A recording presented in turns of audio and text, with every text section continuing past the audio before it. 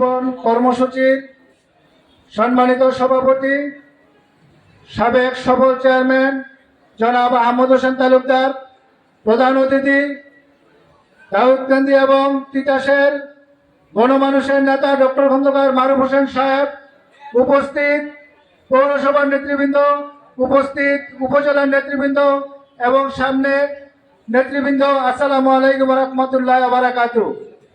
শহীদ জিয়াউর রহমান ছিলেন কৃষকের মানুষ, শহীদ জিয়াউর রহমান ছিলেন মেহনতি মানুষের মানুষ। তাই আমরা এই আজকে যে 5ই আগস্ট যে বৃক্ষরোপণ করব, শহীদ রিফাত নামে একটি গাছ লাগাবেন, 4টি গাছ লাগাবেন। সেই রিফাতের আল্লাহ পাক যাতে এই রিফাতকে বেহেশত নসিব করেন সে আশা ব্যক্ত করে আমি আমার বক্তব্য শেষ করছি। আল্লাহ হাফেজ। বাংলাদেশ জিন্দাবাদ, বাংলাদেশ জাতীয়তাবাদী দল জিন্দাবাদ, ডক্টর খন্দকার মোশাররফ হোসেন সাহেব জিন্দাবাদ, ডক্টর খন্দকার মারুফ হোসেন সাহেব জিন্দাবাদ।